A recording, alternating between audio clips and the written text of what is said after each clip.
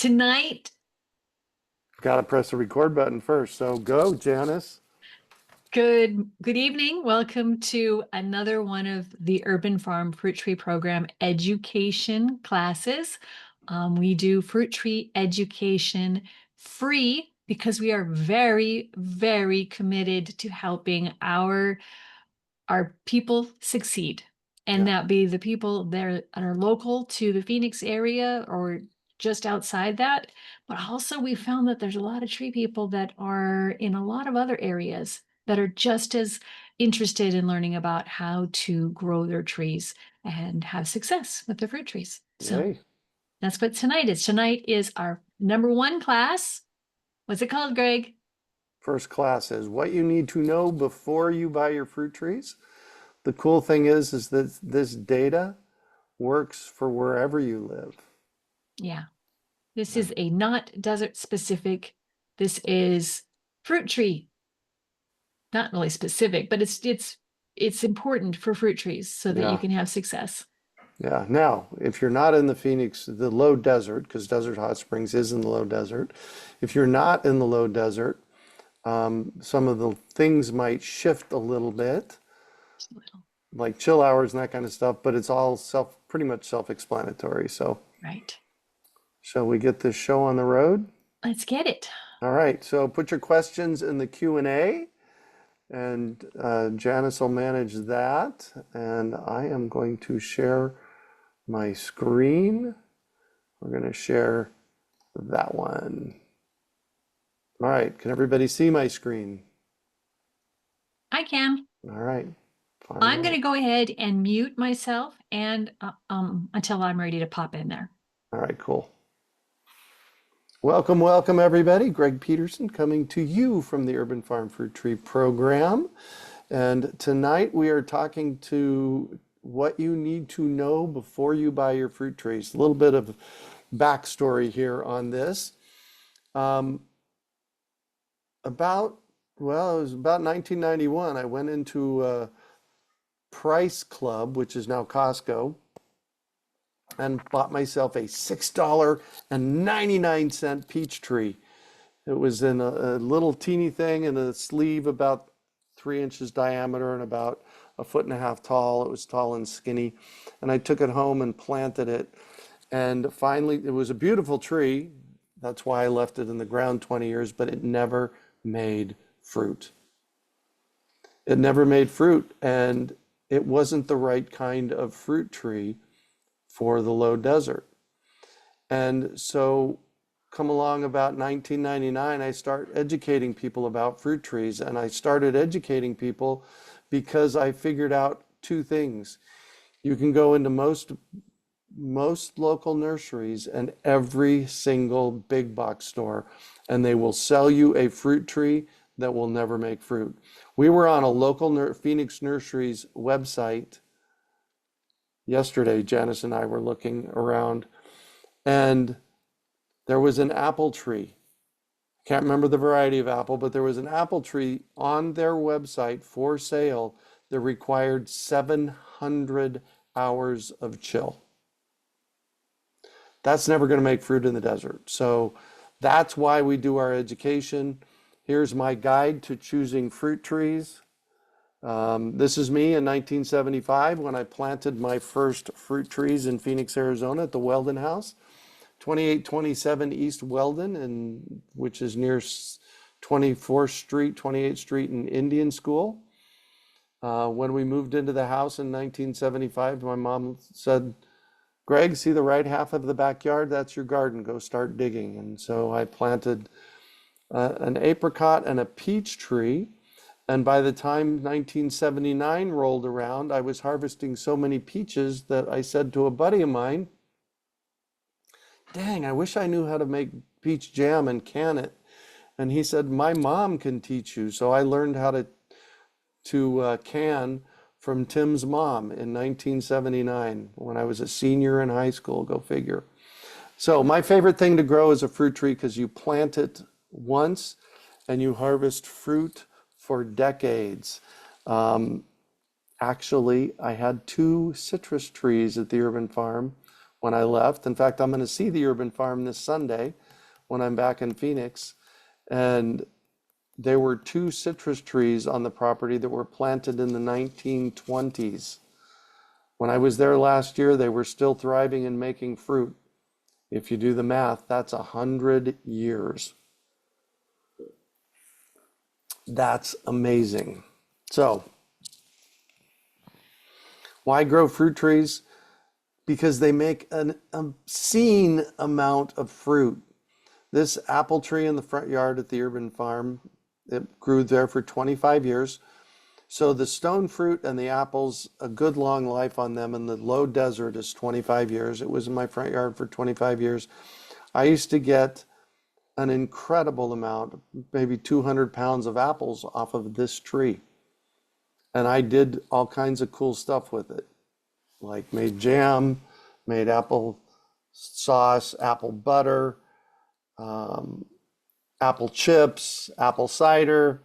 I even had some people come by when I was out of the country in 2014, and they picked a bunch of fruit apples off of this tree and the one in the backyard at the urban farm. And a year later, they brought me a 6-pack of apple wine. It was so incredible. Another thing is once you grow your own fruit tree, you'll never purchase store-bought fruit again because it is so incredible. Apples are a little different, but I can't buy peaches and apricots at the store. I just can't because they're too good when you pick them off of the tree and they're too bad when you buy them in the grocery store. All right. So we're going to talk about the true cost of a fruit tree. It's not just the tree. By the way, this is an apple tree hedge that was at the urban farm. Made lots of apples for us every year.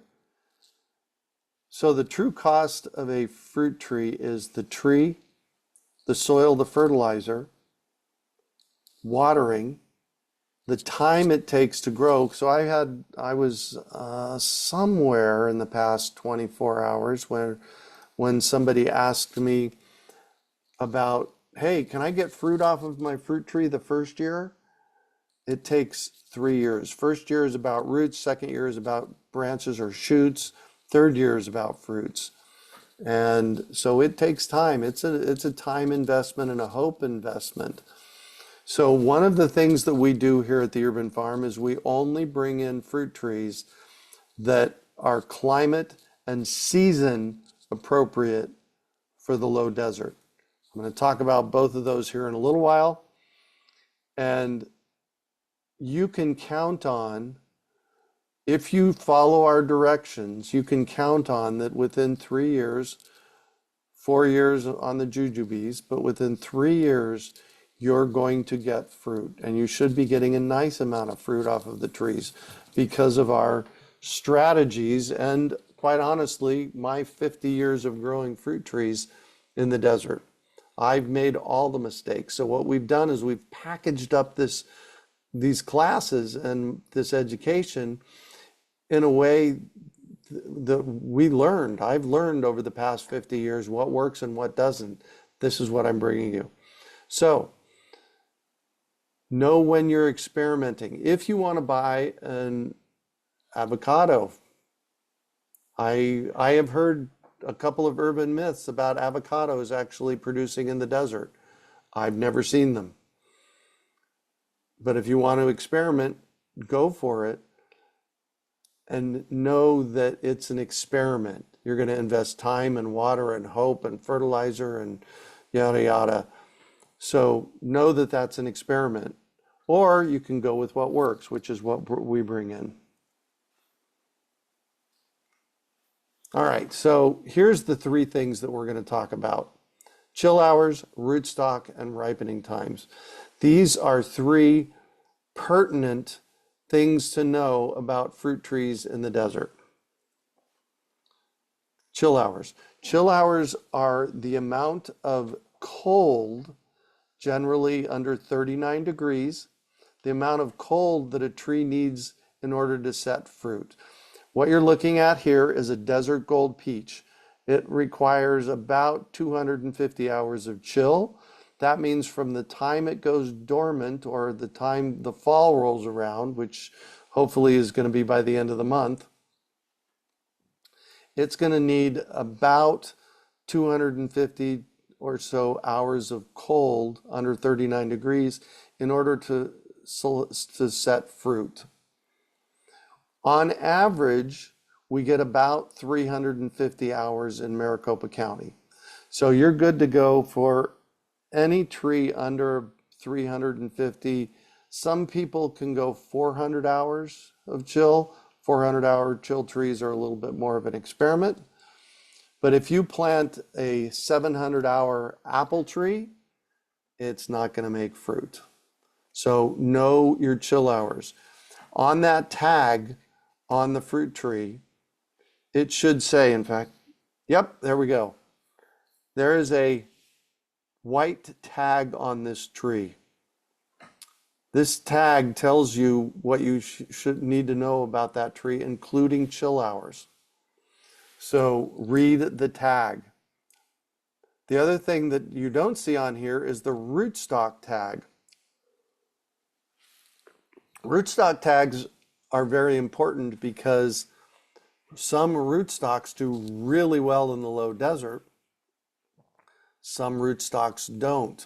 What normally happens is a big box store will go to a grower and say, we'll take 5,000 desert gold peaches. Now let's use a different one. Santa Rosa plums. We need 5,000 Santa Rosa plums on XYZ rootstock. Well, XYZ rootstock isn't a rootstock. I'm making that up. But it's a 5,000 trees on the same rootstock. And XYZ rootstock will do great in Seattle, Washington.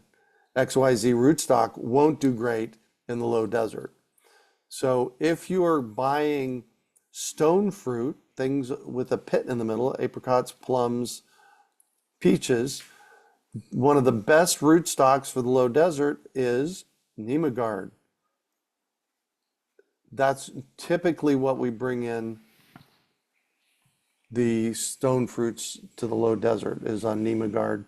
There's a couple others that do well here too for the plums. I get this question a lot. What about cherries? Well, guess what, kids?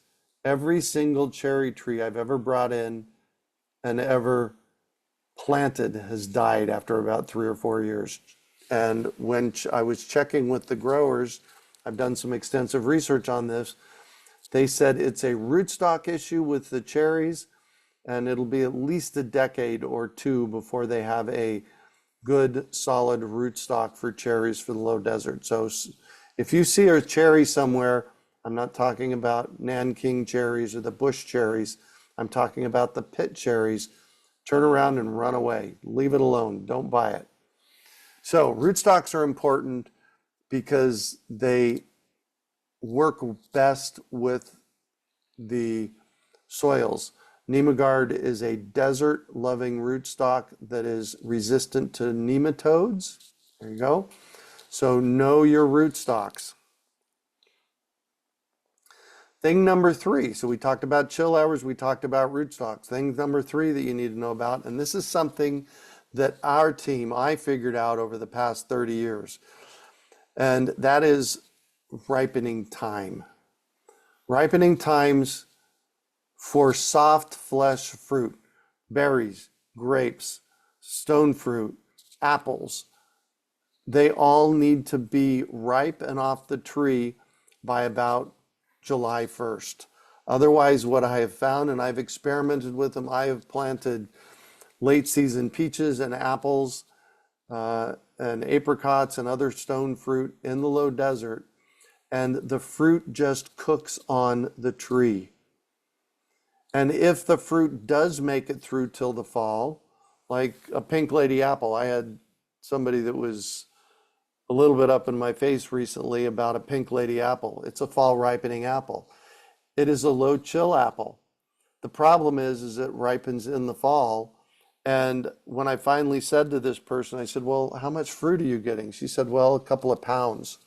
So do you want to spend all your time and energy on a fruit tree that'll get you a couple of pounds of fruit when you can plant an Anna or a Dorset golden apple and get dozens, if not hundreds of pounds of fruit? That's a choice you have to make. So ripening times is really, really important. The soft flesh fruit needs to ripen and be off of the tree or vine or bush by July 1st.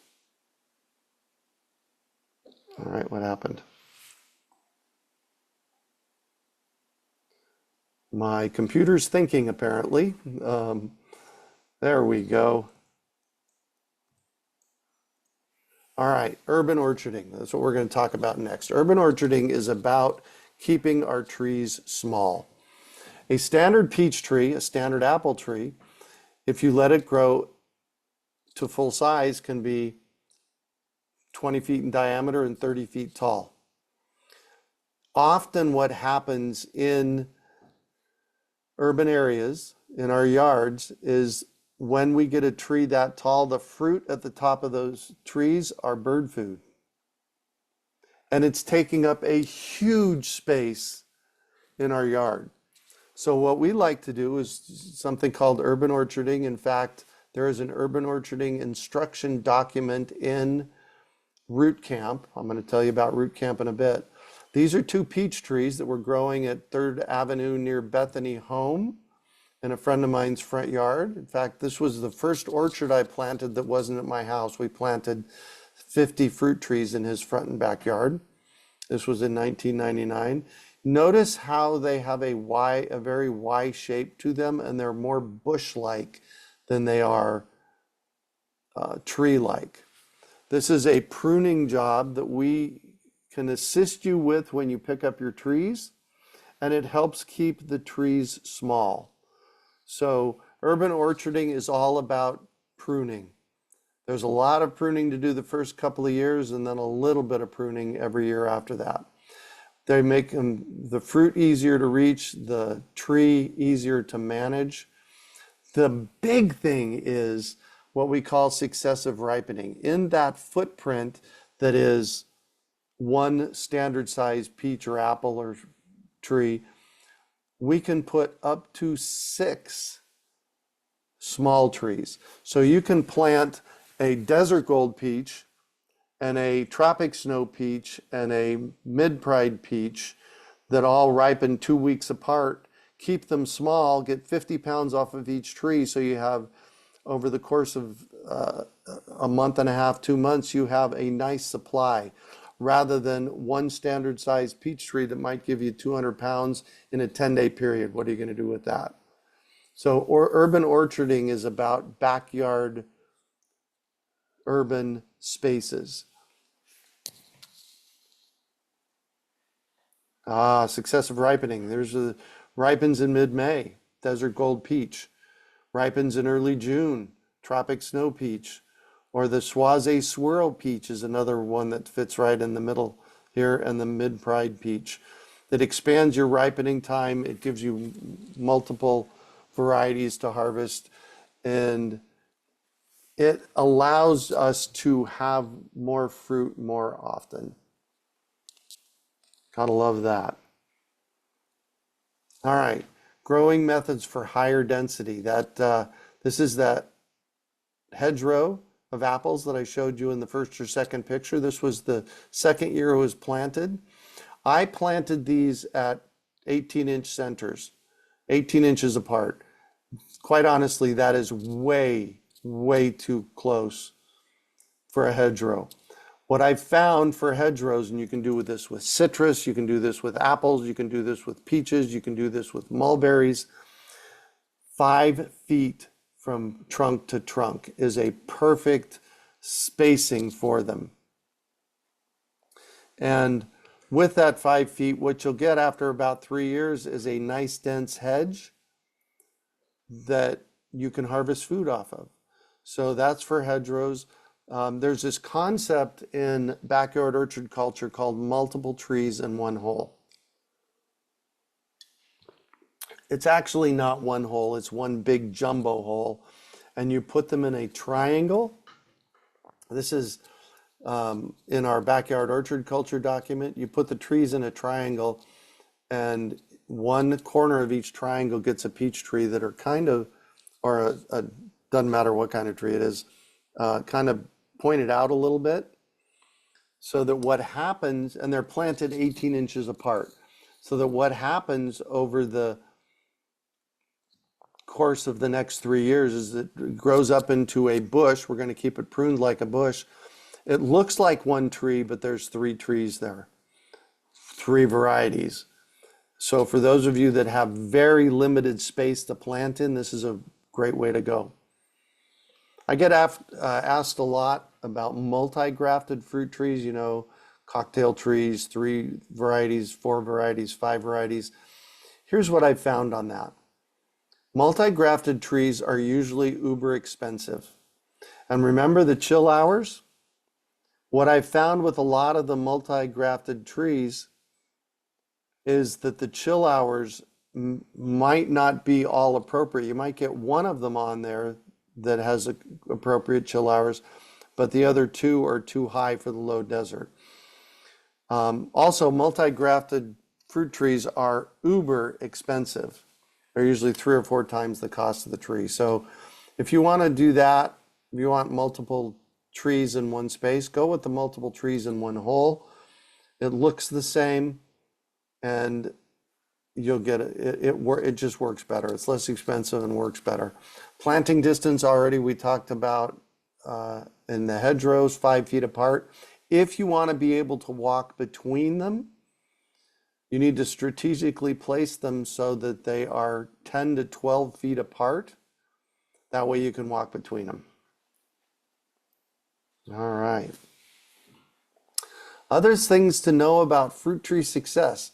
Fruiting versus ornamentals. I had one of my neighbors on 13th Place at the Urban Farm maybe 15 years ago.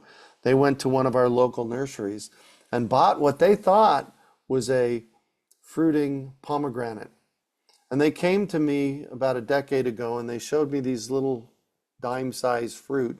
And they said, our fruit never gets this any bigger than this. And once we identified it, it was an ornamental. They were sold an ornamental pomegranate instead of a fruiting pomegranate. So make sure that you get that distinction. Again, if you're buying through our program, you're going to get the right trees.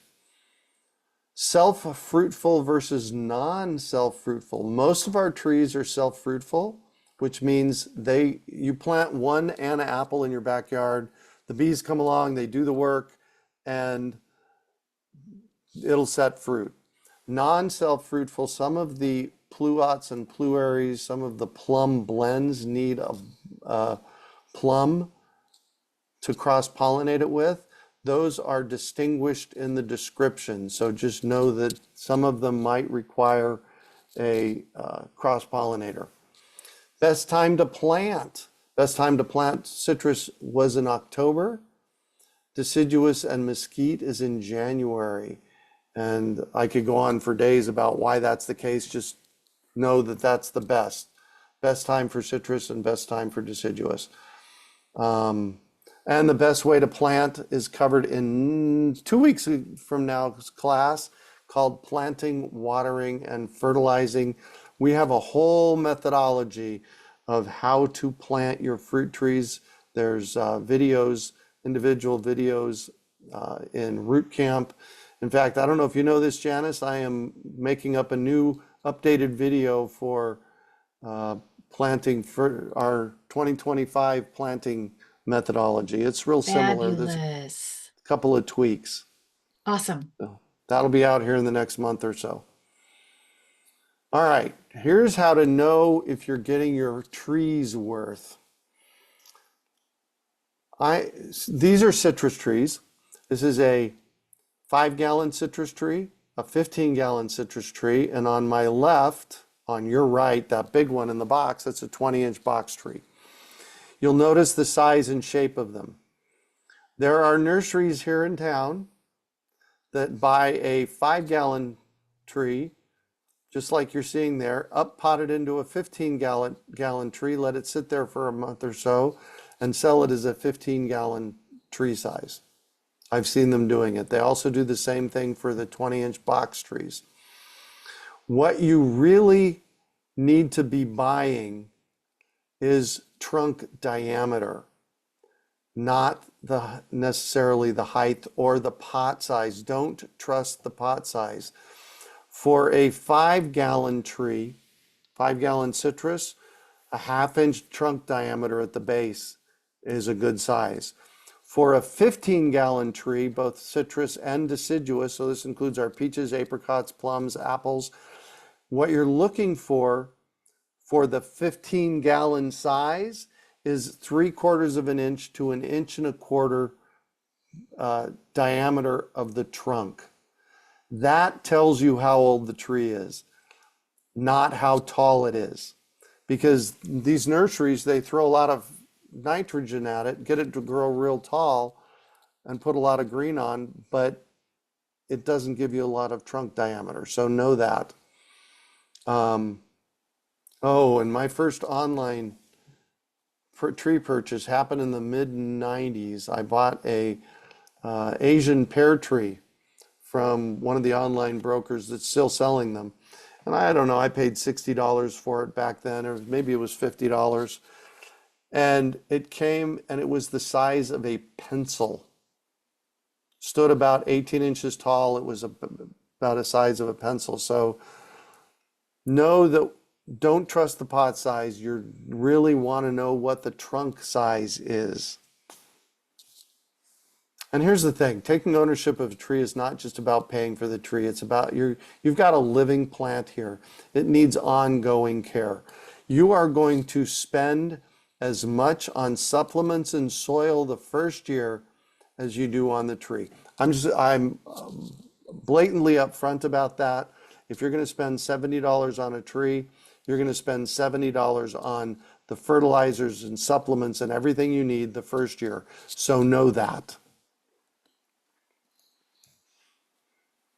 All right. I hope you're putting questions in the Q&A. Here's how our program works. As I started this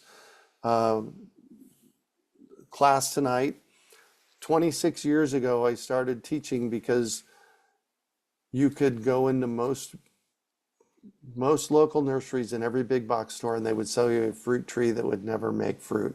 So I started giving classes in 1999 and 2000 in the living room at the urban farm. I remember having 3 people at a time come in and sit, and I would do a quick PowerPoint and I would just share about it. First and foremost, education has always been first for us. And our fruit tree education is free. Because quite honestly, I'm interested in making sure that you're successful. And then when you're ready to buy trees, come and get them from us. We're going to be there for you. I did a garden consult for somebody today, and we talked for 30, 35 minutes on the consult. She got all of her questions answered. And I said, listen, you're going to have more questions. You have my email address. When they come up, that's what I'm here for. Whether you get a garden consult from us or not, I am here to help you with your fruit trees. I spend, right now, this time of year, I've been spending about 2 hours a day talking with people on email about their fruit trees. That is what I'm here for. That is what we are dedicated to doing, is making sure that you are as knowledgeable as you can be about growing fruit trees in the desert. I have been growing fruit trees in the desert, as I said, since 1975. I've made all the mistakes. I don't know all the answers, but I know a lot of them. We are here to help. Then you pre-order your trees.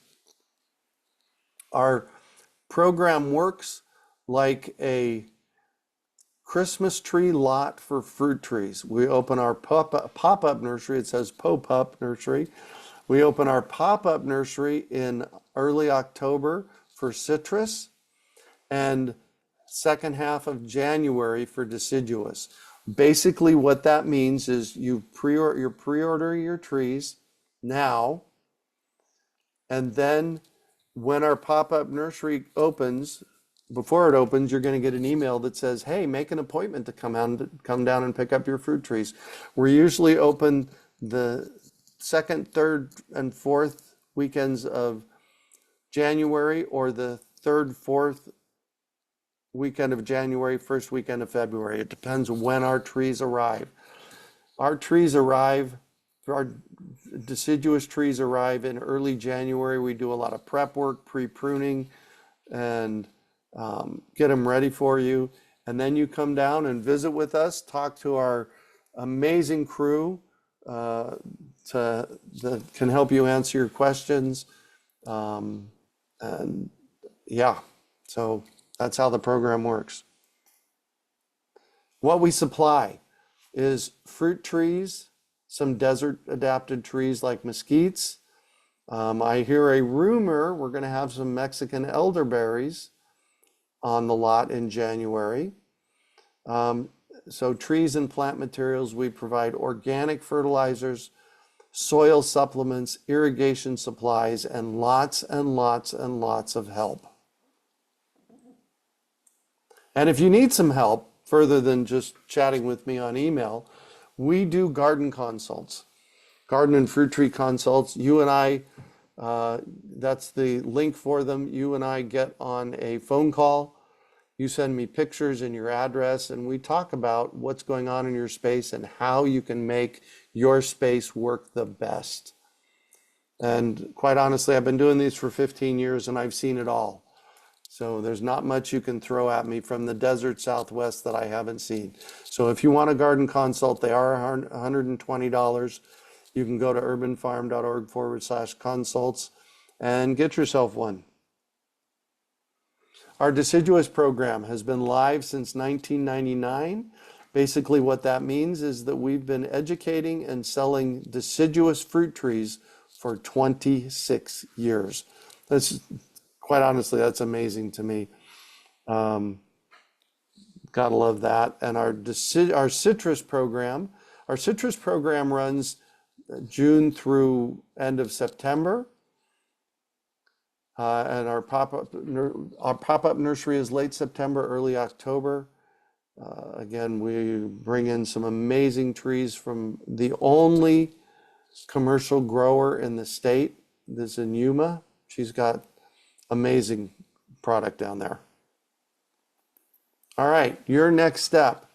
Take our other classes. Next week, we have 3 ways to kill your fruit trees. You want to be in that class. That is an amazing class. It basically outlines what people do to kill their trees and how we can avoid it. And I have yet to see a situation, a yard that you can't grow fruit trees in, but I've seen many yards that kill fruit trees. So you need to know what's in that class so you know how to avoid killing your fruit trees. Then you want to place, we also put it together, all of our information, all of our classes, over 70 lessons in Root Camp. You can find out about that at urbanfarm.org/root camp. Again, it's free. And then you place your order at urbanfarm.org/store. And I already talked about when to pick up the trees. And you learn about our programs at fruittrees.org. Cool URL, huh? I picked that up about 5 years ago. And this is our ultimate goal.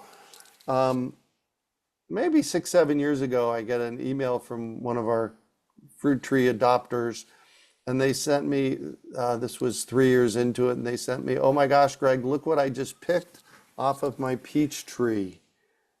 And they were just ecstatic.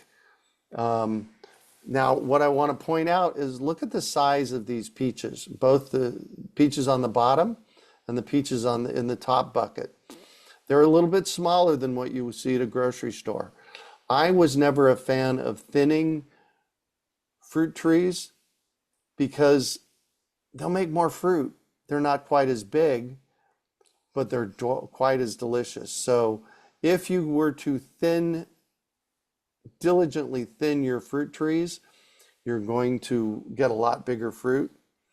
In fact, one year I had a mid-pride peach that was blooming, and we got a late season freeze at the urban farm, and it knocked off 80% of the flowers and fruit that was on there. It was in February. But the fruit that we harvested them off of there were larger than baseballs. They were amazing. It's self-thin. So the bottom picture was the counter at the Urban Farm one harvest season. Those are mid-pride peaches. I know because they were harvested at the same time as the apples. Those are Anna apples, and you harvest Anna apples and desert gold or and mid-pride peaches in mid-June. So there you have it. Are you ready for some questions? Yeah, let's do it. Thank you all for Oh, being here and stick with it. 28 of you stuck around till the end. That's cool. all right. Les threw some questions in to start with. Les is he's a master gardener Good, and cool. bought a dozen trees 5 years ago, and the trees did very well. Has a microclimate at their place in Peoria, Mm-hmm. but he's very aware. He's been very observant and has noticed that there's a high solar radiation. He basically has instruments to measure it. Oh, interesting. Yeah, I'm curious about those instruments. Mm-hmm. Um, he's only planted citrus so far and has had to put up double shade cloth to have the trees survive. Considering what we've had the last couple of years with the summer sun, I'm not surprised. Um, Especially if you've got super high reflective and Mm-hmm. not a lot of shade. Les, I would like to see pictures of your yard if we could get them. Send them to Yeah. me at greg@urbanfarm.org. He's revived the lemon tree that was there. But in the 2 summers that he's been here, it has been burned on much of the outside leaves and Mm-hmm. does come back by the spring. We got something Yeah. for that. So the question is, will he have to do the same thing for the true peach trees that he's picking up in January, regarding shade cloth for the first couple of years? All right. So come to next week's class. I'm not going to leave you hanging there, Les, but come to next week's class. So there are three, four things that you need to do in order to be successful with any fruit trees. We cover it deeply in next week's class. My 6-6 rule, 6-foot diameter base and 6 inches of woody mulch. That woody mulch cools the ground. Thing number 2 to keep the heat lower in the space is grow cowpeas or sweet potatoes in the basin around the trunk of the tree. They're both on the same watering schedule as the fruit tree, and with a nice thick layer of sweet potatoes or cowpeas underneath the tree,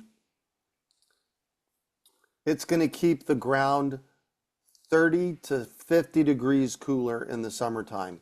That is the difference between your trees making it and not. The Mhm. third thing that you need to do is paint it with IV Organics. Paint the trunk. And Janis is looking for one. Here they are right here. We have this available. In 2004, I was at a conference, an urban farming conference in California, and this guy was talking about poo paint, P-O-O-P-A-I-N-T. Poo paint is a biodynamic tree paste that you paint on the trunk that keeps it from losing moisture, it keeps bugs out, and it shades it from the sun. But I could never find anybody that was making a biodynamic tree paste or some kind of tree paste that would protect the trunk of the tree until we found these guys a couple of years ago. In fact, Charles, the founder of this company, is going to be on the podcast this Friday, Janis. We're releasing it. Cool. By painting the trunk of the tree with this, it protects the sun, it protects it from the sun, it keeps out peach borers. There's a little bit of fertilizer and calcium in there that gets in through the trunk. So that's the third thing you need to do to make Paid sure for. before you put up shade cloth. There we go. That's the fourth Yeah. one. There's a lot more. We go into a lot more of the dynamics of all those different options and expand on those, but that's basically what we're talking about. Um, Sharon says, is it too late to plant a citrus? Oh, probably not. Actually, we're at a really great time to plant citrus, if you have it, if it's still doing good, because we've passed the super high heat and we haven't got into the super cold yet. Here's the problem, and we're kind of getting to the edge of Hmm. planting citrus because if we do have a freeze, you want to get, this is why we like October for the citrus trees, because if you get them into the ground in early October, they kind of get established and get past the transplant shock before a freeze happens. If you were to plant one on December 1st and we get a freeze at the end of the month, it could significantly harm the Yeah. tree. Now, in our recent history, we've not had any significant hit freezes in November or December. They Right. tend to come really late January or February. However, you don't know. It could Yeah. happen. Yeah. If you do plant now and your tree is not, doesn't have the roots established, then reach out to us or look up ways to protect your trees with lights or just some way to help give your tree a little bit of, maybe shade cloth or frost cloth for Frost just cloth. that Yeah. frost cloth for that first freeze time. You don't need it as a consistent trees. Citrus trees should be fine, but that first one would be helpful. Yeah. All right, let's go on. Crystal says, if I have plenty of space and need shade, is there any reason I need to keep my fruit tree small other than it will produce more than I can handle? Not at all. Just know that, and I'm a big proponent of letting citrus trees get really big because you can Yeah, pick them with a citrus picker really nicely. Um, Peach trees are a little bit harder because most of the, a lot of the peaches can get bird damaged up that height. But no, not at all. If you want to grow a full-size tree, knock yourself out. just be cognizant of which tree you're choosing because some trees, you need to be careful that they're not going to get too heavy that they're going to break the branches, like the peach trees. Other trees are fabulous for big ones, like the Pakistani mulberry. That is my favorite tree, and I'm planting another one for shade. Choose the stronger core tree, right? Yeah. Yeah. Then that's also a pruning challenge. Mm-hmm. Yeah. And you can always send me a picture standing 8 feet back, 10 feet back, and say, "Hey, Greg, how would you prune this?" And I'll send it, I'll mark it up and send it back to you. So, Yeah. James says when you say 6 foot spacing, is that measured center to center or edge of tree to edge of tree, ah, trunk to trunk, trunk to trunk? trunk to trunk. That will get you your nice hedge. Yep, absolutely. And I've Yeah. done that with citrus, apples, stone fruit, um, dwarf black mulberries. Yeah, my trees that are that are about 6 feet apart, they're right next to each other. They're starting to blend with their branches. It's really nice, which is what I wanted along my back wall. The ones that I wanted to be able to walk through, I kept those further apart, and it's really Mhm. nice. So I absolutely agree with him. Uh, that little voice says, I have a Caracara orange. It's been in the ground for about 5 years, and I'm getting maybe 18 to 12 oranges per year. Is that normal or less than normal? That is way less than normal. Don't put that one away yet, Janice. So I need more data, that little voice. What are you fertilizing it with? I would guess that you're fertilizing it with a high nitrogen fertilizer. I get this And how question, often? and how often? If you're throwing a lot of nitrogen at it, that's going to have you have the tree make a lot of green, but not a lot of fruit. We have a very specific fertilizing nutrition schedule that we share, and it needs so the basin around the base of the tree, the 6 foot diameter basin, 6 inches of woody mulch, that is the first step toward building a healthy soil profile underneath the tree. because at the interface between the dirt and the woody mulch, it starts making really healthy soil really fast. And then we want to fertilize it with only organic fertilizers and more. So for granular fertilizers, Valentine's Day, Tax Day, Memorial Day, and Labor Day. But with the heat, we want to do a drench feeding at least once a month, if not twice a month, for at least 10 months a year.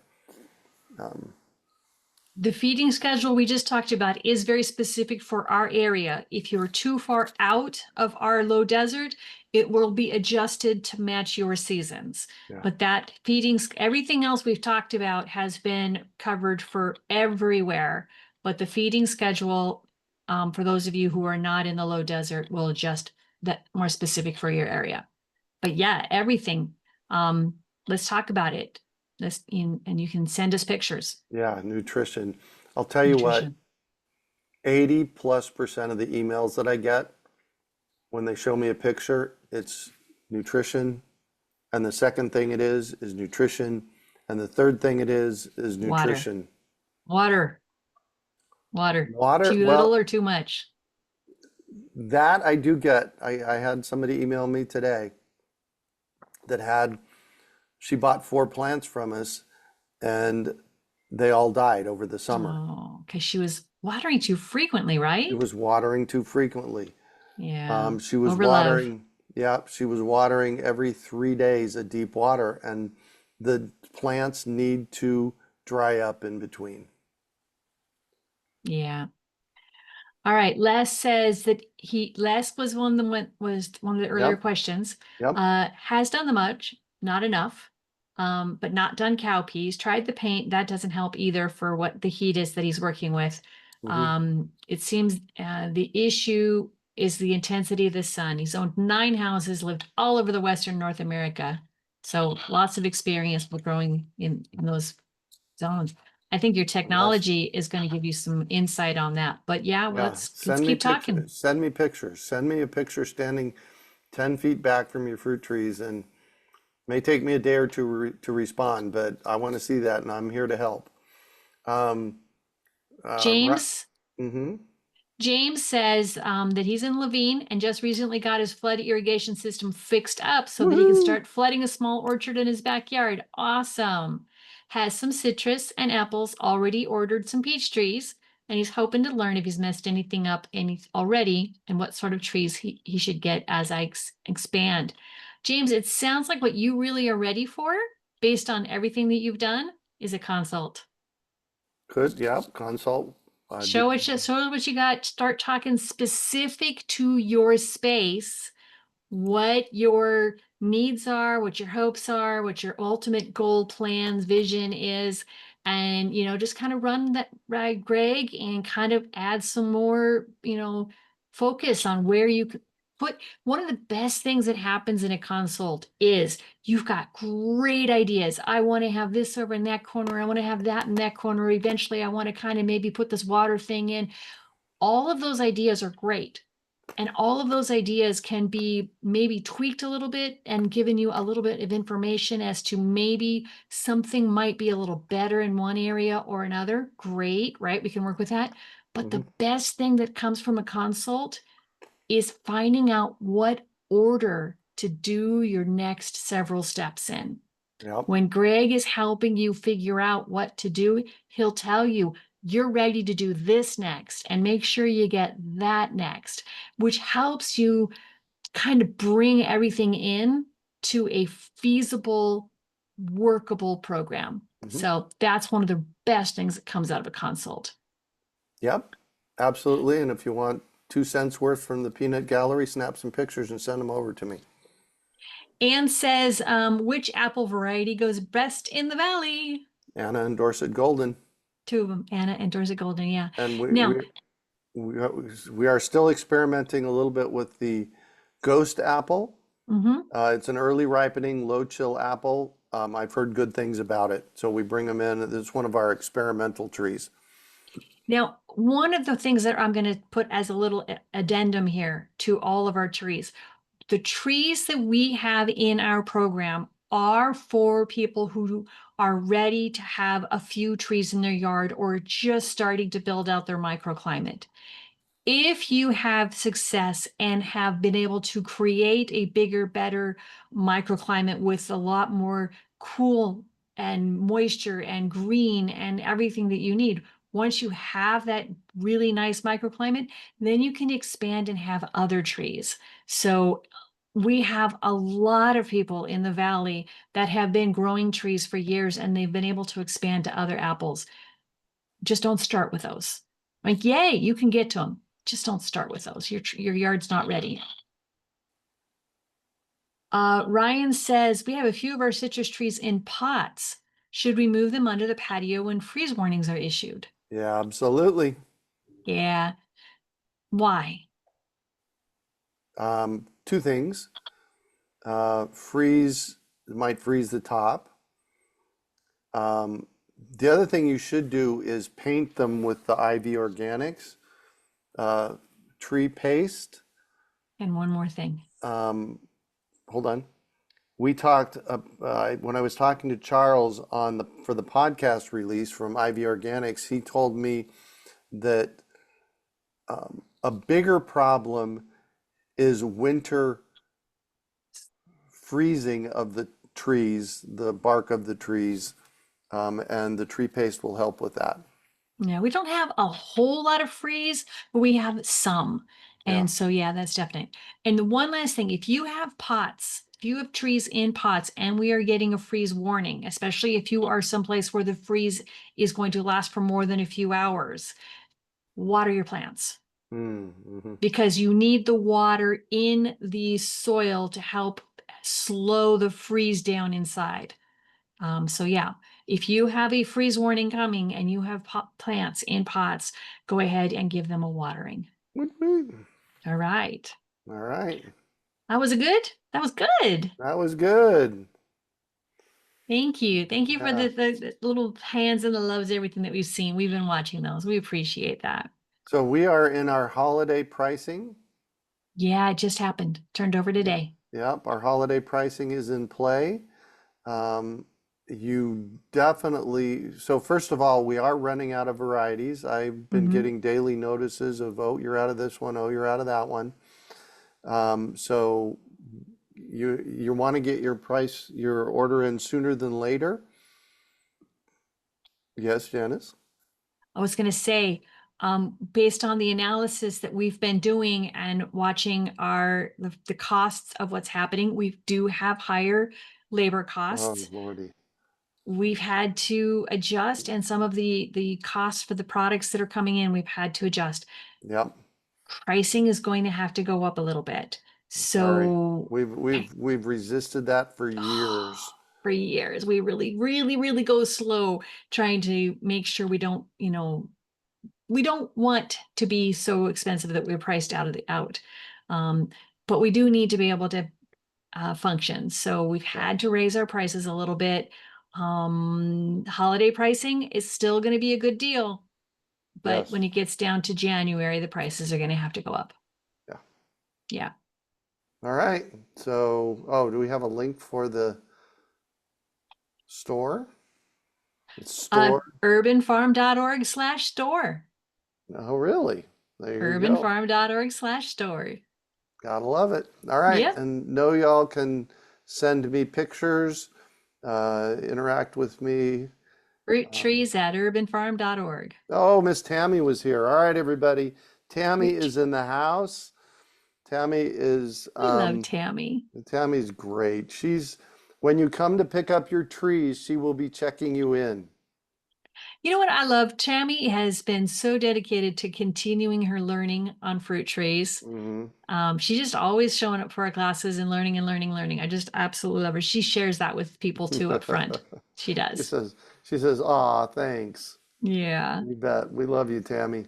Yeah. Yeah, and the rest of our crew. Shout out to Ray and Elise and Jordan Jordan and um, and who sits up? Catherine and Okay, now there's so many. There's Chris, Emmett and Chris and Elise and Jordan and Tammy who, and who, who Catherine and of course Ray. You already said him. who sits, And who sits Angela and Angela.